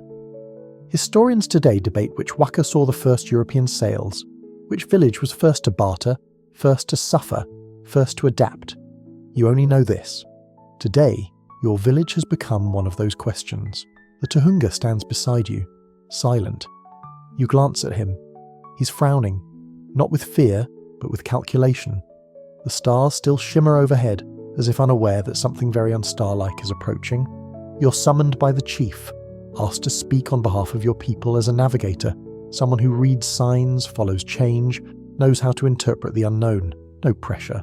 You sit in the council circle that night, the torches flickering, the chants quieter than usual. They may want food, someone says. They may want land, another mutters. They may want us, a third says darkly. You're asked what you see. You answer carefully. I see something unfamiliar pretending to be familiar, like a reef that sings the wrong song. The Tohunga nods. Some villagers want to welcome the strangers. Others say mislead them, send them back out to sea, whispering wrong directions and watching from the cliffs as they drift further and further from anything resembling safe harbour. You stay up late, running your chant again and again. But there's no verse for this, no stars to guide you through strangers. The next day the ship anchors, canoes are sent. You're in one of them. You grip your paddle tight. Your students are quiet. One hums nervously. Another mutters that if this ends with someone losing an eyebrow, she'll not be pleased. You board. Everything smells wrong. Metal, oil, sweat layered over brine. The ship's surface is slick, splintered and cluttered. The people speak in rapid bursts of sharp, bouncing syllables. You understand none of it. They try to gesture, smile. One offers you something wrapped in cloth. You unwrap it to reveal a small glass lens. It magnifies, warps, makes your own skin seem alien. You blink. They laugh. They point at your necklace, your chant stone, your compass tool. Curious, not mocking, not yet. A tall one gestures to the sky, then mimics rowing. He wants to know how you navigate. You chant softly. Your island, your stars, your swell patterns. He whistles low, impressed, or pretending to be. You say nothing about the reefs, about the currents that twist in tricky spirals. You keep those to yourself. Historians still argue what was lost and gained in these first exchanges, whether it was cultural insight or manipulation, mutual curiosity or unequal trade. In your bones, it feels like standing at the edge of a reef in low tide, not dangerous yet, but changing fast. You return to shore that night, breath shallow. The Tohunga sits waiting. Well, he asks. They're not here for fish, you say. No, he agrees. They're here because they got lost, and people who get lost are dangerous. Your apprentices are unsettled. One says, should we teach them? Another counters, should we lie to them? A third just shrugs and says, let's feed them and then hide. There's no right answer. So you begin crafting a new chant, not to teach them, to remember them. You hum the ship's rhythm, the creak of ropes, the flap of foreign sails, the tone of their metal against wood. You mark their route with a verse too high for common singing. You encode it with reef names that no longer exist. It's a record, not for them, for you. A quirky new tradition emerges. Children start carving boat shapes from driftwood, some with sails. They call them sky chasers. One child paints his white and says it's haunted. No one argues. You find yourself walking the beach more, watching the horizon not for stars, but for shapes that aren't supposed to be there. You haven't forgotten your stars. They still guide you, still respond to your chants. But now you chant with one eye on the past and one on a future shaped by things you can't quite name. You still teach, still paddle, still listen. But now your map includes strangers, not as enemies, not as saviors, just variables. And the sea? The sea remains the same, indifferent, endless, a mirror to everything we bring to it, stars, stories, and now ships that don't speak your language. You're older now, not in the way that makes you creak when you stand, though yes, your knees do argue when the weather turns, but in the quiet way that settles into your breath. Your chants are smoother, your silence is deeper, your stories, sharper when needed, softer when not, and yet something stirs, a restlessness, not anxiety, not ambition, just a pull, northward. You dream of a place you've never seen, an island with no shadows, a voice humming in the wind. You wake with salt on your tongue and your pulse ticking like a drum beat. It's time. You don't ask anyone's permission, not because you're rebellious, but because the sea doesn't take attendance. You gather your gear, say nothing, and begin preparing a solo voyage northward. You call it a symbolic journey. Others call it foolish. The Tohunga simply says, be back before my birthday, I want taro. Your apprentices watch with wide eyes as you pack light. A small sail, a shell compass, your chant stone. One of them whispers, you're going to Hawaii, aren't you? You shrug. Maybe just far enough to ask directions. The legends of Hawaii, the ancestral homeland, the place where your people began or ended, or both, still linger like mist in the morning. Some say it lies to the north. Others insist it was never a place, but a condition, a way of remembering. Historians argue endlessly. Was Hawaii real? Was it Samoa? Tonga? Rarotonga? A dream? A directional metaphor? An island lost to sea level rise? A star? You don't care what they decide. You just want to see if your chant reaches that far. You leave at dawn, quietly. No fanfare. The sea is kind that day. The sky hangs heavy with stars that feel like they've been waiting. Your paddle rhythm finds itself quickly. Your voice joins it. You hum your usual chant, Nga'ara o te moana, the pathways of the sea. Each verse, a step forward. Each note, a wave's breath. You reach familiar landmarks and pass them. Then the unfamiliar begins. The stars shift, not just in position, but in tone. Takarua seems more hesitant. Rehua pulses with a rhythm you don't recognize. You adjust your chant mid-line. It feels right. By the third day, the sea flattens, almost eerily. The air smells different, less salt, more sweetness. You spot a bird with a black band on its wing, one you've never seen. It doesn't fly like your usual guides, it glides, then vanishes. You sleep in your canoe, tethered to nothing but belief. Your dreams are thick, tangled. You see old navigators, some you've met, some you haven't. They don't speak, just point upward. The fourth day you find it. Not an island, not exactly, just landlight. A pale shimmer on the horizon that pulses, then fades. You reach a shoal, just under the surface. Smooth coral, glass-clear water, fish that don't startle when you lean in. You don't land. There's no place to land, but you mark the location. Not with a chant, yet, but with silence. A full verse's worth of quiet. That night, you chant again. The words come differently, not rewritten, just rerouted, as if they've remembered a path you never knew existed. You name this spot Te Riuhuna, the hidden hollow. You don't know if it's Hawaii. You don't need to. It feels like a door you weren't meant to open, but were always meant to find. You turn back the next day. The return is harder. The wind disagrees with you. The waves get pushy. You lose a paddle, briefly, and have to improvise with a board meant for fish drying. It works, poorly. You arrive days later, sunburned, sore, smiling. No one asks where you went, but that night your apprentices gather close. You add a new verse to the chant, soft, slow, deliberate. They don't ask questions, they just hum along. A quirky new habit follows you after that trip. You start carrying a small carved spiral stone, perfectly smooth. You rub it when thinking, when chanting, when uncertain. When asked, you just say, "It's from somewhere quiet." You never confirm whether you found Hawaii. You never deny it either. Because what you brought back wasn't a destination, it was a direction. And now, when your students lose their way, or argue about which star marks planting season, you just smile and say, "Go north, ask the sea." They think you're being wise. Really, you're just repeating what the sea told you. Some maps are only finished by leaving part of them blank. You sit beneath the same tree you once leaned against as a child, before your first chants, before you even knew what Takarua was called. The roots press into your back like an old friend, and the sea whispers in your ear, steady and soft. You're not paddling today, not mapping, not teaching. You're remembering. The apprentices are out on their own now, testing, exploring, returning with stories you pretend not to cry over. One of them composed a chant last week that had you learning something new. Another found an alternate way to read cloud shapes using shadow angles.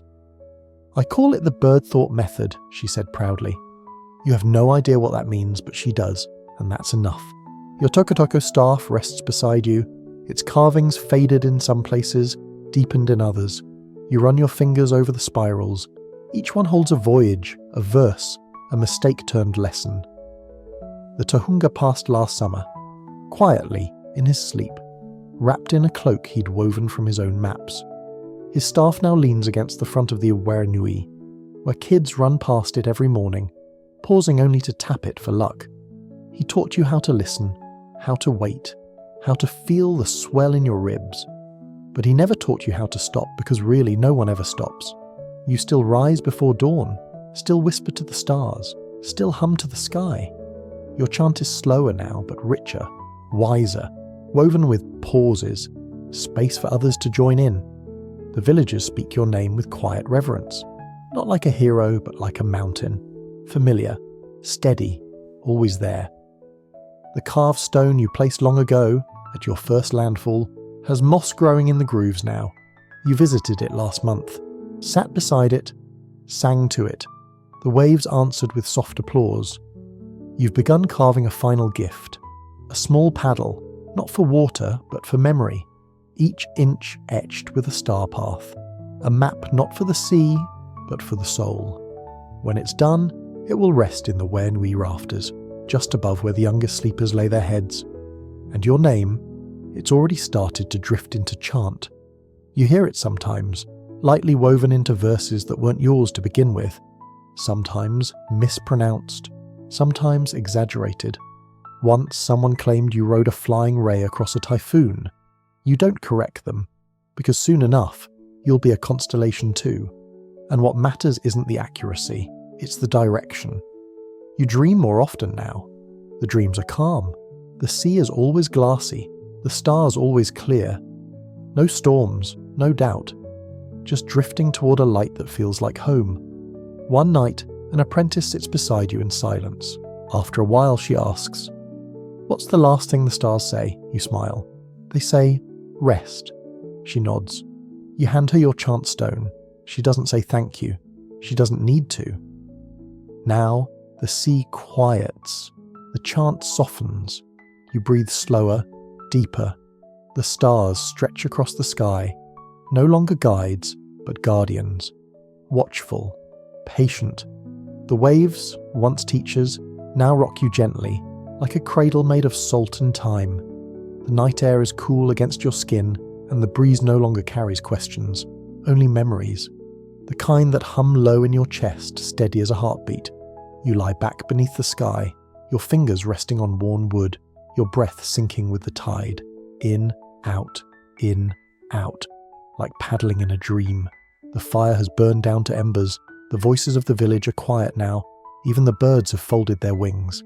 You are alone, but not lonely. Above you, Pwanga twinkles, not in defiance, not in mystery, just in rhythm. And below it, your name, carried in a verse, a pause, a rising note someone far away hums without knowing where it came from. Let them sing it. Let the sea carry it. Let the stars remember. You've gone as far as you need to go. Now, rest, drift, dream, and let the ocean hold you one last time. You one last time. You one last time. You one last time. You one last time. You one last time. You one last time. You one last time. You one last time. You one last time. You one last time. You one